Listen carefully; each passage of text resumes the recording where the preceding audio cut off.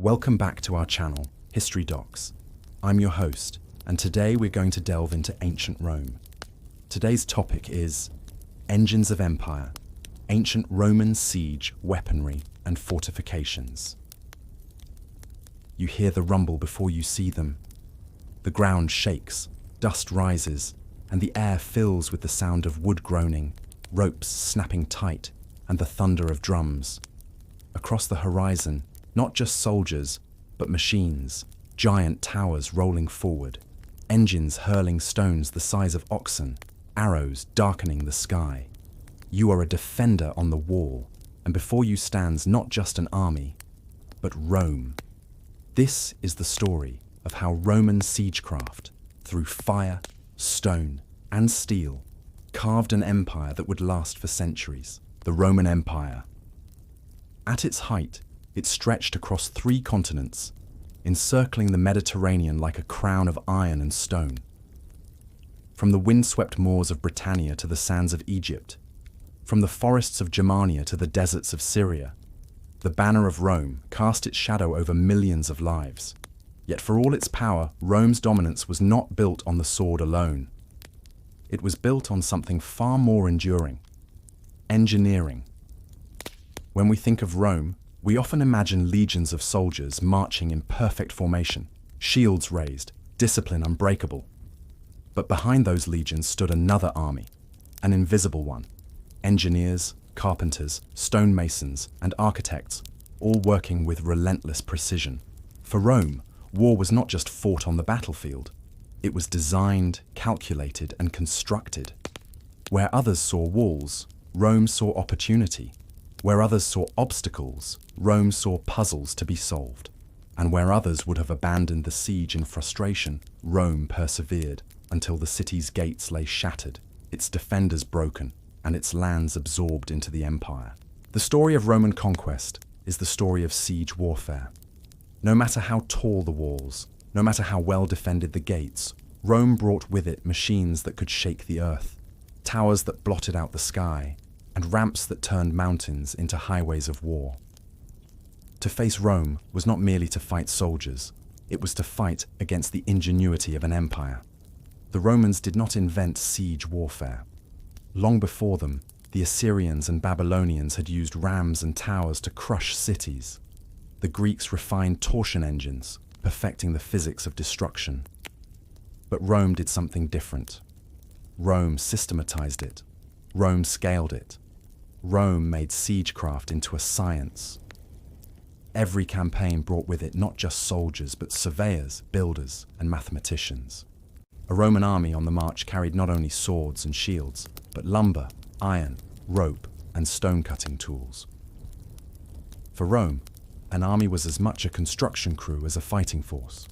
When the legion set camp, it built walls and trenches in a single night. When it encountered a fortified city, it brought siege towers, artillery, and rams. And when the machines failed, Rome moved mountains with its own hands, building ramps of earth and timber until no wall could withstand the pressure. This was the mindset that made Rome unstoppable. A city could resist for days, weeks, or even months, but resistance was only delaying the inevitable. To resist Rome was to invite ruin. To surrender was often the only way to survive. Throughout history, countless cities fell to Roman siegecraft.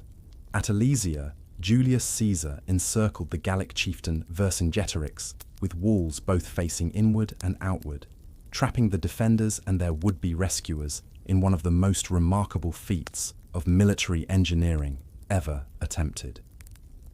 At Jerusalem, in the year 70 of our era, Roman towers and rams battered through the city's legendary defenses, bringing an ancient civilization to its knees.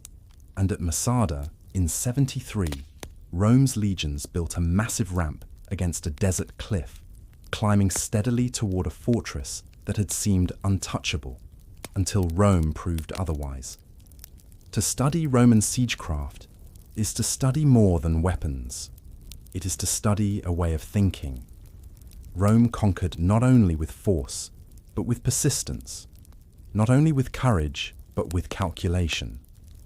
And it is in that combination, discipline and engineering, steel and stone, that we find the true secret of Rome's expansion.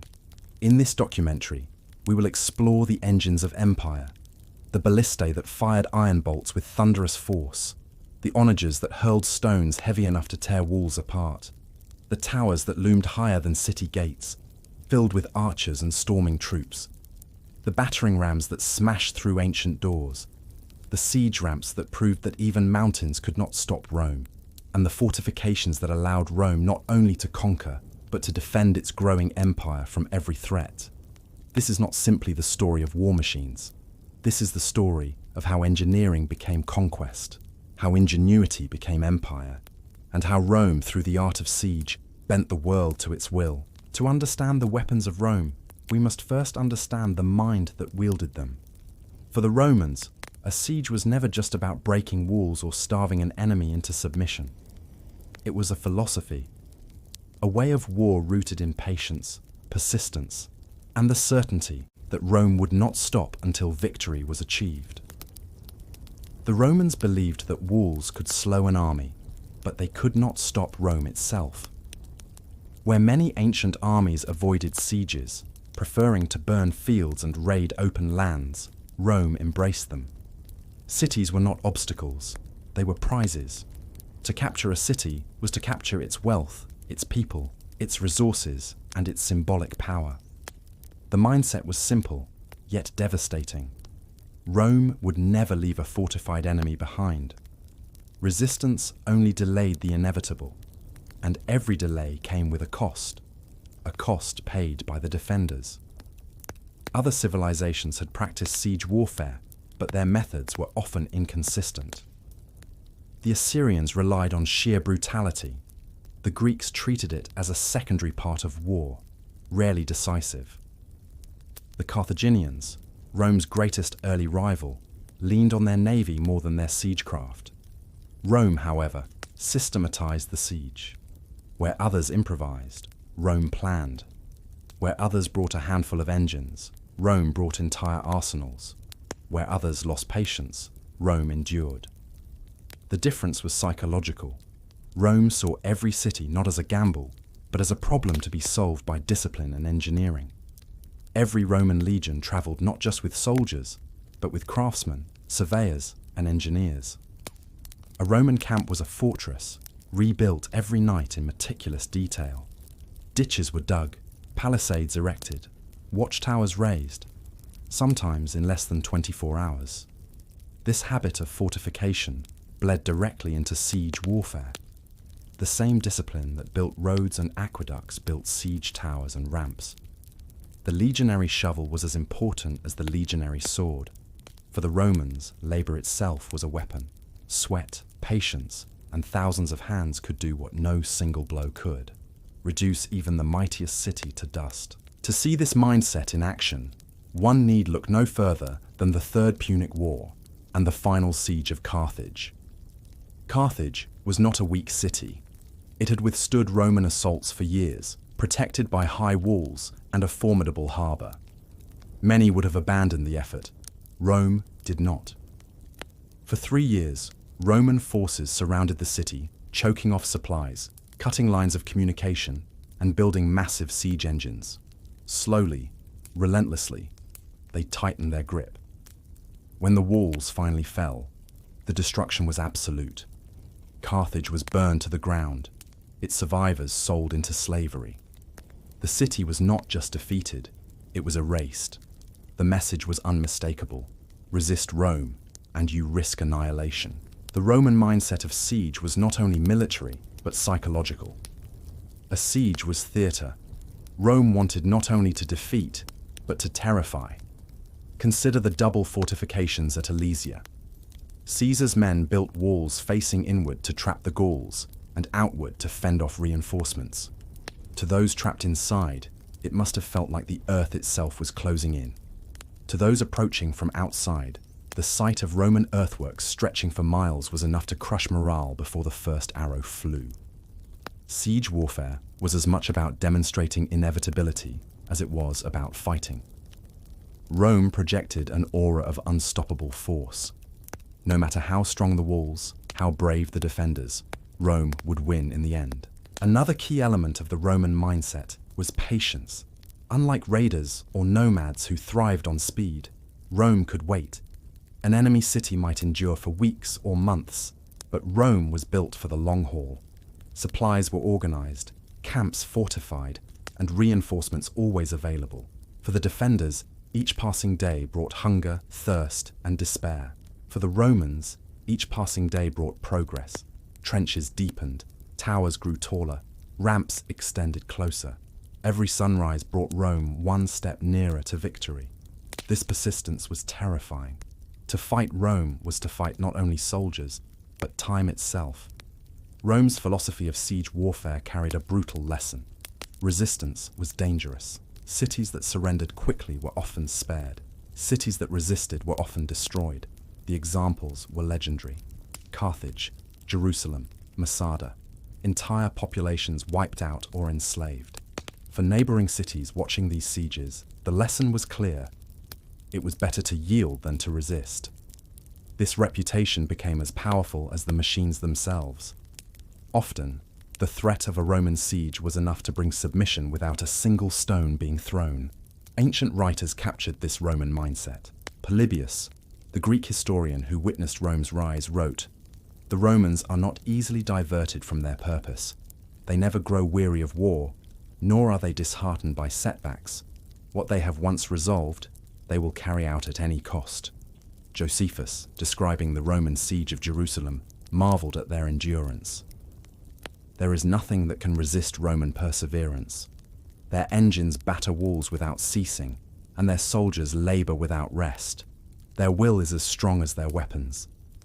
These were not the words of allies, but of men who had witnessed Rome's relentlessness firsthand. The Roman mindset of siege warfare was a perfect storm of discipline, persistence, and fear. But philosophy alone could not bring walls crashing down. To translate their will into reality, the Romans built machines of destruction, engines of war that turned their mindset into action.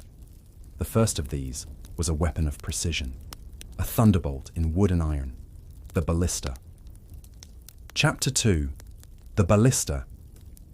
Among the many weapons Rome brought to the battlefield, few were as terrifying or as precise as the ballista. To the defenders of a city, it was a sound they would never forget. The winding of twisted sinew, the creak of timber straining under tension, and then the sudden release, like the crack of thunder, as a missile the size of a spear tore through the air with unstoppable force. The ballista was not originally Roman. It was inherited from the Greeks, who themselves had improved upon earlier torsion engines of the Near East. But where the Greeks saw an ingenious invention, the Romans saw potential for standardization, for improvement, for mass production. At its core, the ballista was deceptively simple. A giant crossbow powered not by steel springs, but by tightly wound bundles of twisted sinew, rope, or hair. Two arms were forced back against this torsion, and between them, a great bowstring was stretched taut. A bolt, sometimes as long as a man was tall, was placed in the groove. When released, the arms snapped forward, propelling the missile with incredible velocity. Unlike the wild, stone-flinging power of the Onager, the ballista was a weapon of accuracy. It could pick out a single defender on a wall, pierce a shield, or even strike down a commander on horseback hundreds of yards away. Some variations fired heavy stones instead of bolts, crushing defenses with pinpoint strikes. To understand its power, imagine a storm of spears, each one launched not by the arm of a soldier, but by a machine with the strength of dozens of men. This was the ballista's gift to Rome, the ability to kill with precision, from a distance and in numbers. Picture a Roman siege line. The legions are building ramparts, digging trenches, and preparing towers, but the enemy is not idle. From the walls above, archers loose arrows, slingers hurl stones, and javelins rain down. How do the Romans protect their builders, their soldiers exposed in the open? The answer: the ballista. Deployed behind the lines, ballistae rained death upon the defenders. Archers on the walls found themselves outranged and outmatched. Stones that once fell harmlessly on Roman shields were silenced by bolts that pierced armor and sent men toppling from the battlements. In open battle, the ballista was equally deadly. At the Battle of Pharsalus in 48 BCE, Caesar's legions used artillery to disrupt Pompey's cavalry before the clash of infantry. Ammianus Marcellinus, a Roman historian, later described these engines as hurling darts with such violence that neither shield nor breastplate could withstand their impact. The ballista was more than a weapon. It was psychological warfare. Imagine standing on the walls of your city, watching a single Roman engineer adjust the ropes and crank the winches. You know what comes next. A thunderous crack, a streak of wood and iron, and then screams. The weapon did not just kill, it sowed fear. The Romans treated siegecraft as a science, and the ballista was no exception. Every legion had trained artillery crews. Manuals were written on the correct ratios of arm length to torsion strength, on the best materials for ropes, and the angles required for maximum range. Smaller versions of the ballista, called scorpiones, were portable enough to be moved by a handful of men. These fired lighter bolts, but with terrifying accuracy, making them the sniper rifles of the ancient battlefield. Larger ballistae, meanwhile, required teams of oxen to haul and dozens of men to operate. During a siege, they were often mounted on wooden platforms or even on siege towers, giving them elevated range and a commanding view over enemy defenses. Some were mounted on ships, allowing the Roman navy to unleash storms of missiles before marines even set foot on shore. The Romans even calculated ranges and firing arcs, treating the ballista not as a crude weapon, but as a piece of battlefield mathematics. It is no coincidence that Roman artillerymen were often engineers and mathematicians by training. Perhaps the most famous use of the ballista came during Julius Caesar's siege of Alesia. The Gallic leader Vercingetorix had retreated into the fortified hilltop city, confident that its walls and defenders could outlast the Romans. Caesar, outnumbered, took a different approach. He ordered his men to build not one, but two walls, one encircling the city to keep the Gauls in, and another facing outward to keep reinforcements out. For weeks, the Romans laboured, constructing more than 14 miles of fortifications, ditches, towers, and traps. But none of this could have been possible without artillery. From behind their growing earthworks, Caesar's ballistae fired continuously, suppressing the defenders on the walls. Every time a Gallic warrior attempted to hurl stones or fire arrows down upon the Roman builders, he was met with a thunderbolt of iron from a ballista. The sheer precision of these weapons allowed Caesar's men to work largely undisturbed, despite being within range of thousands of defenders. When the Gallic relief force finally arrived and launched a desperate attack, Roman artillery once again played its role, cutting down men at a distance, breaking formations, and buying precious time until Caesar's cavalry could strike. The victory at Alesia effectively ended Gallic resistance. And at the heart of that victory were Rome's engineers and their ballistae. For the defenders of a besieged city, the ballista was a weapon of despair. You could hide behind your walls, but you could not escape its reach. You could duck behind shields, but they would splinter. You could rally your men, only to watch them cut down by a single, precise shot. The message was clear. Resistance was futile. The psychological weight of such weapons cannot be overstated. Ancient accounts describe defenders abandoning positions when Roman artillery opened fire. The scream of incoming bolts became as effective as the bolts themselves. Even if a shot missed, the sound alone was a reminder. Rome could strike you at will. Though siege warfare evolved, the principles behind the ballista survived. Medieval Europe would later develop the crossbow and the trebuchet, weapons that echoed the same blend of physics and terror. The ballista itself lingered for centuries in various forms, its accuracy unrivaled until the advent of gunpowder artillery. But more importantly, the ballista represented the Roman way of war, methodical, disciplined, and calculated. To the Romans, victory was not chance. It was engineered. The The ballista was the first thunder of the Roman storm.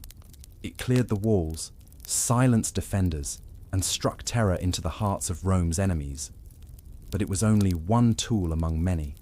For when Rome needed brute force, when precision was not enough, it unleashed another engine of war, one whose recoil was so violent it was named after a wild beast, the onager. From behind the Roman lines came a sound that defenders learned to dread. A crack of twisted rope, a groan of wood under immense strain, and then a thunderous release, followed by the roar of stone as it cut through the air and smashed into walls with unstoppable force. This was not the precise strike of the ballista. This was the brute violence of the onager, the wild donkey of war. The onager was Rome's answer to the need for raw power. While the ballista specialized in precision, the onager was a weapon of devastation. It was named after the wild donkey because of its violent recoil. When fired, the throwing arm snapped forward so forcefully that the machine itself would lurch and buck, sometimes even shifting its entire frame backward across the ground. At its core, the design was deceptively simple. A wooden frame anchored to the ground, a single arm, held down under immense torsion from twisted sinew or rope, a sling attached to the arm's end holding a stone projectile. When released, the arm whipped upward, hurling the stone in a high arc. The results were devastating. Stones could weigh anywhere from 50 to 150 pounds, sometimes even heavier. These projectiles could shatter battlements, crush defenders, and punch through gates. Unlike the ballista, which fired with precision, the onager rained destruction across a wider area, ideal for breaking fortifications. To stand on the walls of a besieged city while Roman onagers fired was to feel the earth itself tremble. Stones crashed into towers, sending masonry tumbling. Roofs collapsed under the weight of the bombardment. Men were crushed where they stood, sometimes without even seeing the missile that struck them. The onager was not a subtle weapon. It was terror given form. Where the ballista killed individuals, the onager destroyed structures. It was designed to strip away the psychological advantage of high walls. Defenders who once felt safe behind stone suddenly realized that stone itself was no protection. Onagers were large and cumbersome, but the Romans were masters of organization. Each legion could construct and transport these machines, assembling them on site. They were often mounted on reinforced platforms, sometimes even wheeled forward under protective screens. In siege warfare, they were used in several ways. Bombardment of walls and towers, weakening structures before the final assault. Suppression of defenders, forcing men away from parapets with constant unpredictable impacts. Area denial, flinging stones or incendiaries into the interior of cities to spread panic and chaos. Unlike the ballista, which required careful aim, the onager could fire in a high arc, lobbing stones over walls into the heart of the city. This meant no place was truly safe. Not the markets, not the temples, not the barracks. One of the most vivid descriptions of the onager comes from Ammianus Marcellinus, a Roman soldier and historian. During the siege of the city of Amida, Roman defenders used onagers to hurl massive stones down upon attacking Persians. Ammianus describes men crushed instantly, cavalry scattered, and siege towers reduced to splinters under the weight of the bombardment. In his words, huge stones, flying with incredible velocity, fell upon the enemy like thunderbolts, breaking their ranks and terrifying even those beyond their reach. Though Amida would ultimately fall, the power of the onager left a lasting impression. Even when outnumbered, Roman artillery turned walls into weapons. The onager did not only throw stones. Roman engineers experimented with incendiary projectiles. Clay pots filled with pitch, resin, or oil were hurled into cities, shattering into flames. Bundles of burning material wrapped in tarred cloth could be lobbed over walls, setting rooftops ablaze. Imagine the sight: a city under siege, its defenders already hungry and weary, suddenly seeing fire rain from the sky. Panic spread faster than flames, and often that panic was more deadly than the fire itself. If the ballista was a weapon of fear through precision, The Onager was a weapon of fear through chaos. Its massive stones did not discriminate. They crushed walls, homes, soldiers and civilians alike. To hear the roar of a stone as it fell from the heavens was to be reminded of your own helplessness. Shields could not stop it. Armor could not stop it. Even walls could not stop it for long. There was no defense, only the knowledge that another stone would follow, and another after that, until the city itself crumbled. This psychological edge mattered as much as the physical damage. Defenders who felt unsafe behind their own walls were more likely to surrender, or to lose the will to fight. Though the Onager was a weapon of brute force, the Romans still applied mathematical precision to its use. Engineers calculated distances, adjusted the torsion of ropes, and measured angles to control arcs. While not as accurate as the ballista, coordinated batteries of onagers could target sections of wall with devastating effect. The Romans even used them in field battles on rare occasions, though their bulk made this uncommon. When deployed, they were usually fixed to defensive lines, lobbing stones at advancing troops to disrupt formations before contact. As the empire expanded and eventually fragmented, the onager remained a staple of Roman siegecraft. By the later centuries, when legions were increasingly defensive, onagers were mounted on city walls themselves, turning them into engines of counter-siege. In Constantinople, for instance, heavy torsion engines defended the mighty Theodosian walls, hurling stones at enemy siege towers and rams. In this sense, the onager became not only an offensive weapon, but a guardian of empire. The principles of the onager would inspire medieval siege engines, most notably the trebuchet. While the trebuchet would eventually surpass the onager in power and efficiency, the concept of lobbing massive projectiles over walls was a Roman gift to medieval warfare. Even the very image of a great catapult hurling stones, the archetypal siege engine in popular imagination, comes from Rome's onager. If the ballista was the scalpel of Roman siegecraft, the onager was the hammer. Together, they demonstrated the dual nature of Rome's war machines: precision and power, fear and chaos. But Rome's engineers were not content with static machines alone. When walls rose high and gates proved stubborn, the empire built giants on wheels, moving fortresses that turned the balance of battle. These were the siege towers. Imagine standing on the walls of your city. For generations, these walls have been your shield, your security. They are high, thick, and seemingly invincible. Then, on the horizon, something begins to rise. At first, it looks like scaffolding, a wooden skeleton. But as days pass, it grows taller, higher, until it rivals your very walls, and then it moves.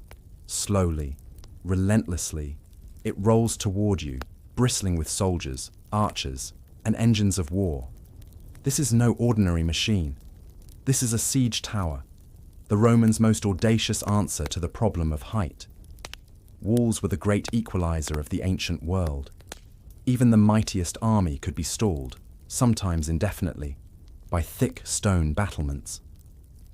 For the Romans, whose empire thrived on momentum and conquest, this posed a serious obstacle. The siege tower was a solution born of ambition. If walls could not be broken, they would simply be bypassed. Rome would build a taller wall on wheels and use it to climb over the defenses of its enemies. The siege tower was among the largest and most complex machines on the ancient battlefield. Size: some towers reached 9 stories tall, towering over walls that defenders once thought unscalable. Base: built on large wheels or rollers, reinforced to bear the immense weight. Frame: heavy timber beams, clad in wet hides or iron sheeting to resist fire. Interior: ramps and ladders, allowing soldiers to move between levels. Top: a drawbridge that could be lowered onto enemy walls, unleashing Roman legionaries directly into the heart of the defense. Inside these towers, Roman engineers sometimes mounted additional weapons, ballistae and even small onagers, to fire down upon defenders as the tower advanced. Building a siege tower was a feat of logistics as much as engineering. Materials: thousands of planks, timbers, nails, and hides were required. An entire forest could be consumed to make just a handful of towers. Labor, legionaries doubled as carpenters. Within days or weeks, under the eye of Roman engineers, massive towers would rise on the siege field. Protection. To guard against fire arrows and pitch, towers were often covered in rawhide or mud-soaked cloth. Movement. Pushed by teams of soldiers or pulled by oxen, towers creaked forward, inch by inch, toward enemy walls. For defenders, watching a Roman siege tower roll toward them was like watching a mountain move. Few sights unnerved defenders more than the slow, inevitable crawl of a siege tower. No matter how high the wall, the Romans would rise higher. No matter how thick the gate, the tower threatened to pour men over it. It was not only a machine of war, it was a message. Rome will not be stopped. Defenders often tried to burn towers before they reached the wall, but Roman discipline kept the machines advancing under cover of artillery fire and protective shields. One of the most famous Roman uses of siege towers occurred during Caesar's Gallic Wars at the fortified city of Avaricum. The Gauls had built their city on a marsh, with walls rising high above the surrounding terrain. Ordinary ladders, or rams, were useless here.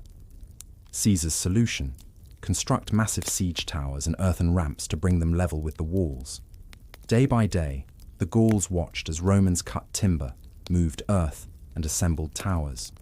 Despite repeated sorties, the defenders could not halt the work. Eventually, Caesar's towers loomed over the city walls. Roman legionaries stormed across the drawbridges, overwhelming the defenders. Avaricum fell, and almost its entire population was slaughtered. The lesson was clear. Against Rome's engineering, even geography offered little protection. When Titus, son of Emperor Vespasian, besieged Jerusalem, the Romans again deployed massive siege towers. The city's defenders fought ferociously, setting towers ablaze, hurling stones, and launching counterattacks. Yet the Romans persisted. Protected by testudo formations and supported by artillery, the towers crept forward until they bridged the walls. Roman legionaries poured across, breaching Jerusalem's outer defenses. The fall of Jerusalem became one of history's most infamous sieges, marked by both engineering brilliance and human tragedy. Sometimes, terrain made towers impossible to wield directly against walls. Rome's answer was audacity itself: build an artificial hill. At the siege of Masada, Roman legions constructed a massive earthen ramp up the side of the desert fortress. At its top, they rolled siege towers armed with battering rams. From this elevated platform, they battered the walls until the fortress fell. The message was unmistakable.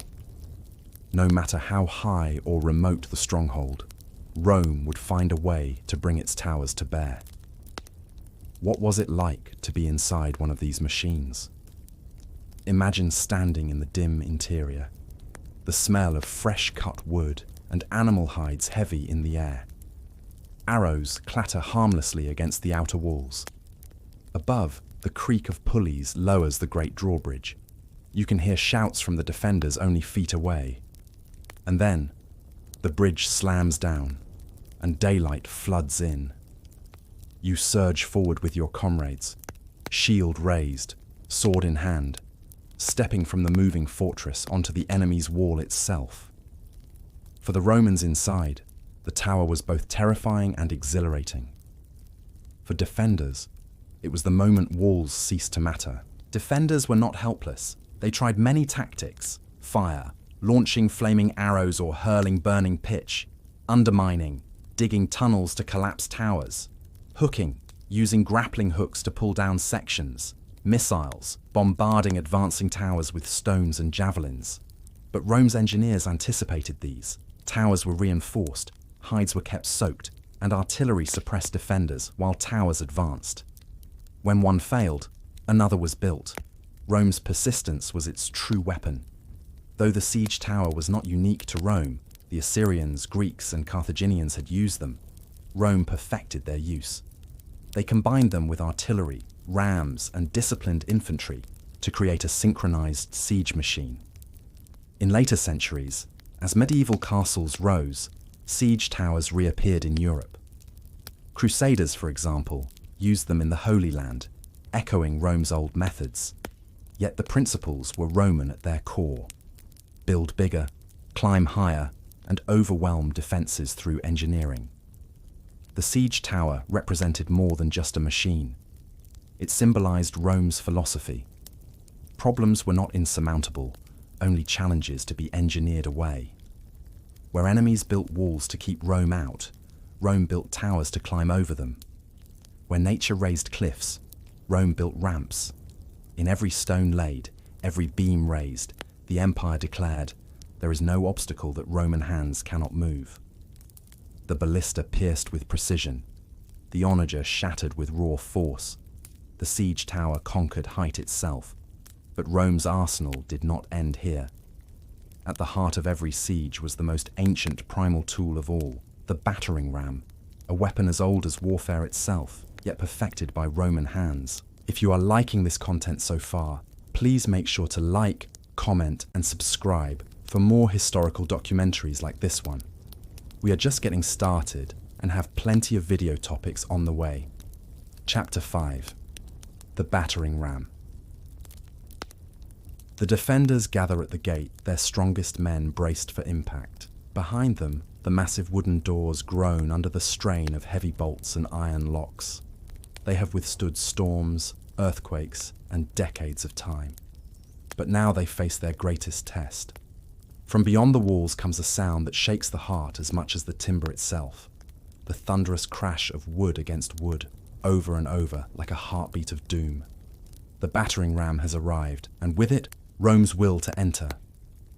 Among all the engines of war, the battering ram was the most ancient and direct. Unlike the ballista or siege tower, it was brutally simple. A massive beam, swung with force, designed to break gates, doors, or even stone walls. Its origins go back to the earliest city-states of Mesopotamia, but the Romans refined it into something far more formidable. Where others saw brute force, the Romans added protection, organization, and persistence. The Roman battering ram was a machine in 3 parts. The beam, a giant timber, sometimes 60 to 100 feet long, capped with iron, often shaped like a ram's head, hence the name. The frame, a wooden structure supported by wheels, from which the beam was suspended on ropes or chains. This allowed it to swing freely back and forth. The mantelet, protective covering of hides, iron plates, or wet reeds to shield the crew from fire and arrows. Some were even soaked in vinegar to resist flaming pitch. When swung by dozens of legionaries in unison, the beam struck with terrifying impact, splintering wood, shattering stone, and shaking morale. Operating a ram required discipline and teamwork, qualities that defined the Roman legions. Crew. Dozens of soldiers worked in rhythm, pulling the beam back and driving it forward. The timing had to be exact. Shielding. Other soldiers, often in testudo formation, guarded the ram from above, blocking arrows and stones while it advanced. Persistence. Unlike ladders or towers, which could be repelled in dramatic moments, a ram was relentless. It hammered day and night until the gate or wall gave way. Each crash was more than a blow to timber. It was a message. Resistance is temporary. Rome is eternal. One of Rome's earliest uses of siege rams was during the legendary siege of Veii, a wealthy Etruscan city. The Veientines relied on thick walls and strong gates. The Romans responded by deploying rams under protective sheds, pounding relentlessly at the city's defenses. Although Roman tunneling ultimately won the battle, the ram proved its symbolic role. Rome would no longer be a power boxed in by walls. This marked the beginning of Rome's tradition of systematic siegecraft. Perhaps the most famous example came at Carthage. The city's gates and harbour walls were considered impregnable. Yet Roman rams, operated under immense protective structures, broke open sections of wall that had stood for centuries. The sound of the rams echoed across the city day and night. Ancient historians wrote that Carthaginian defenders trembled each time the beams slammed home, knowing that their beloved city could not endure forever. When the walls fell, the Romans poured in, and Carthage burned for 17 days. Few weapons instilled the same dread as the battering ram. Defenders often saw it as inevitable, like an earthquake battering their gates. Every crash shook not only stone but the resolve of those behind it. Soldiers manning walls had to endure the relentless pounding, knowing that each strike brought their doom closer. Where the ram hammered, time itself seemed to bend. 100 men could resist for a day, 1,000 for a week, but eventually wood would yield and stone would crack. Defenders, of course, tried desperately to stop them. Chains and grapples, lowering hooks to catch and immobilize the beam. Fire, pouring burning pitch or oil onto the mantlet, hoping to ignite it. Dropping stones, dropping boulders directly onto the frame to crush it. Counter-rams, striking back with suspended beams from inside the gate. Yet the Romans anticipated these moves. They reinforced frames with iron, soaked hides to prevent fire, and used artillery to suppress defenders while the ram advanced. Even when one ram was destroyed, Roman discipline ensured that another was built and rolled forward. Over time, the Romans developed variations. Smaller rams, for quick strikes against wooden gates. Massive rams, for breaking stone fortifications. Some required hundreds of men. Combined rams, mounted under siege towers, allowing simultaneous assault by climbing troops and crushing beams. The flexibility of the ram meant it was always part of the Roman siege arsenal, no matter the enemy. At Jerusalem, the defenders mounted a desperate resistance, reinforcing gates with iron plates and heavy beams. But the Roman rams, massive machines shielded by hides, hammered through even these. Josephus, the Jewish historian, describes how the sound of the rams echoed like thunder through the city. Defenders hurled fire, molten lead, and massive stones, but the Romans repaired their machines tirelessly. Eventually, the walls and gates cracked. The Romans surged through, sealing Jerusalem's fate. Imagine being a Roman soldier inside the ram's protective shed. It is hot, cramped, and deafening. The beam swings back and forth, and with each crash, dust rains from the ceiling. Outside, arrows patter against the hides, and the screams of defenders mix with the roar of your comrades. You are part of a living machine, your muscles powering the Empire's hammer. You know that as long as you swing, the enemy cannot sleep, cannot breathe easy, cannot win. More than any other siege weapon, the battering ram embodied the Roman way of war, persistence and inevitability. The ballista struck at range, the onager hurled chaos, the tower climbed high, but the ram broke the heart of the defense. It was not clever or delicate, it was overwhelming, and Rome thrived on overwhelming force. To face a ram was to face the empire itself, heavy, patient, unyielding, and certain to prevail. As fortifications evolved in late antiquity and the Middle Ages, growing higher and thicker, the ram remained useful, but new weapons like catapults and later gunpowder artillery began to eclipse it, yet its legacy lived on. The idea of smashing down gates through force never disappeared. Medieval armies still built rams, crusaders rolled them against castles, and even modern armies recall the principle in armored vehicles designed to breach obstacles. With the ram, Rome battered down the doors of the ancient world. With towers, they scaled walls. With artillery, they rained destruction. But there was another subtler tool at work in every Roman siege. Not wood or iron, but stone and earth themselves.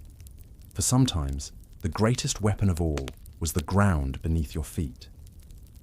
Next, we turn to the Roman mastery of earthworks and fortifications, the walls, ditches, and ramparts that turned every battlefield into a fortress of Rome's own making.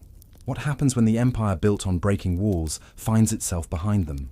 When the hammer of Rome becomes the anvil, and the battering ram echoes not from within, but against their own gates? In these moments, the legions discovered that their genius for attack was equally matched by their brilliance in defense. To understand Rome's dominance, we must not only study how they stormed cities, but how they withstood the storm themselves. Rome's empire was built on expansion, yet it also found itself besieged. Rebel provinces, rival empires, and desperate coalitions all turned the tools of siegecraft against Roman walls. The paradox, the same disciplined, organized mindset that made Rome relentless attackers also made them formidable defenders. They perfected fortified camps that could withstand sudden assaults. They fortified frontier towns against barbarian raids. And when cities rose in rebellion, Roman garrisons often held out for weeks, months, even years behind their walls until relief armies arrived. Rome was not only a hammer, Rome was also a shield. Perhaps the most extraordinary expression of Roman defensive genius was the castrum, the fortified marching camp. Every night, wherever the legion stopped, it built a fortress. Trenches were dug, ramparts raised, palisades set, gates placed at precise intervals.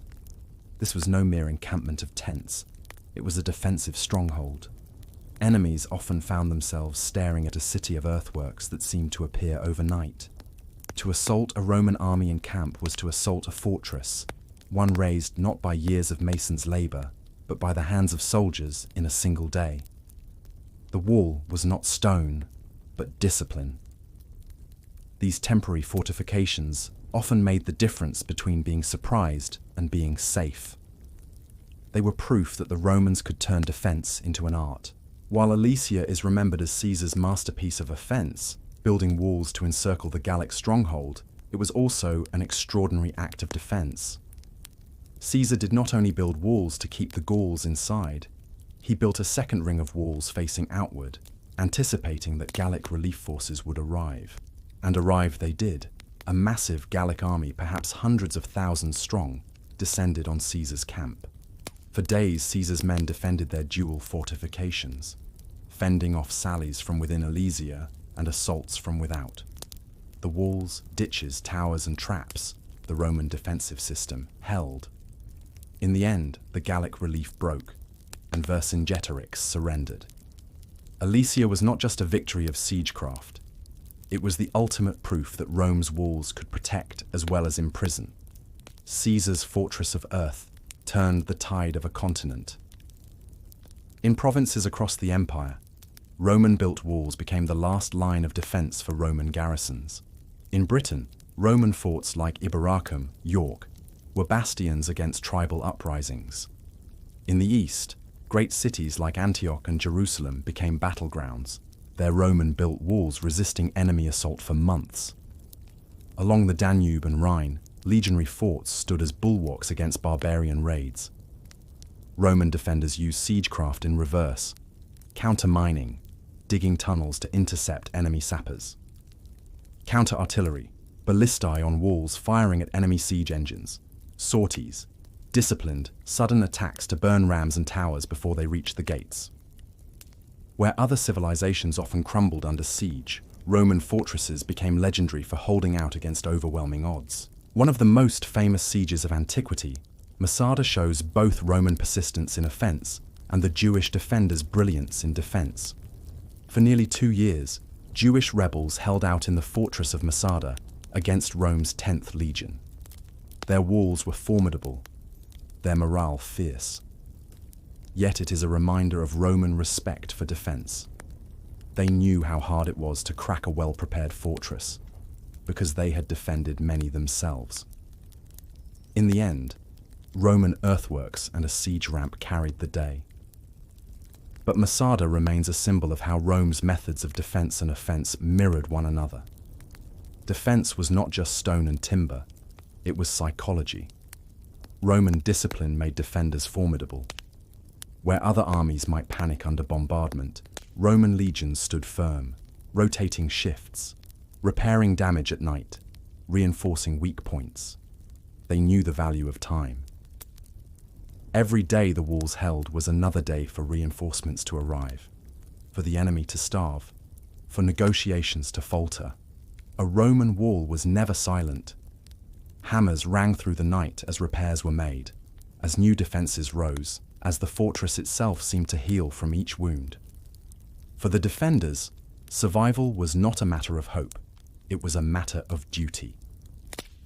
On the eastern frontier, the city of Dura Europos became the stage for a dramatic siege between the Romans and the Sassanid Persians.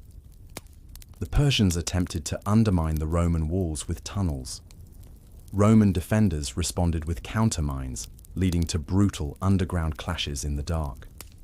This siege highlights Roman adaptability. They were not just builders of walls, but active participants in the science of counter-siege. Although the city ultimately fell, the defense demonstrated the lengths to which Rome would go to resist even the most sophisticated enemies. Roman defenders developed a wide array of methods to resist enemy assault. Dropstones and boiling oil, crushed towers, broke rams, and terrified attackers. Artillery on walls, ballistae firing down at advancing siege engines, camouflaged exits, small hidden gates for surprise sorties.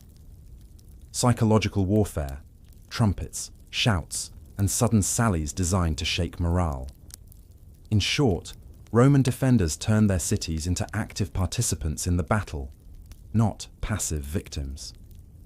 Even after the Western Empire fell, Roman defensive principles lived on. Byzantine fortresses, medieval castles, and even early modern forts drew upon Roman ideas: ditches, ramparts, layered walls, and systematic organization. Rome proved that the best defender is not simply the strongest wall, but the most disciplined people behind it. To batter a Roman wall was to fight not only stone, but centuries of experience, discipline, and resolve. For every time Rome took a city, it remembered how cities are lost and made sure to hold its own all the tighter.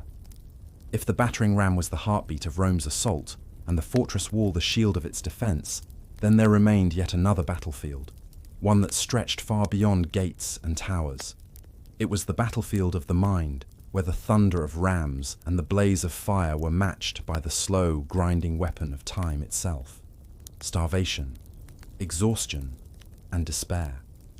In our next chapter, we turn to the Roman use of siege attrition, the invisible weapon that broke as many cities as iron and fire ever did. Rome's legacy wasn't just built on swords, but on its relentless siegecraft, a combination of engineering, persistence, and psychological warfare. In Alesia, Jerusalem, and Masada, walls rose in defiance, but Rome's war machines always prevailed. The Romans understood that victory wasn't just about breaking defenses, but breaking spirits. Their sieges were battles of attrition, and in the face of such unwavering force, resistance was hopeless. These ruins still whisper the same truth. Against Rome's might, resistance was inevitable, and collapse was certain. Thank you for watching this video and exploring the unstoppable power of Rome's siegecraft with us. If you enjoyed this content and want to dive deeper into history's most fascinating stories, don't forget to like, share, and subscribe for more. Your support helps us bring you more incredible insights, and we'd love for you to be part of our growing community. Stay tuned for future videos that unravel the mysteries of the past. We've got plenty more coming your way. Thank you for watching History Docs.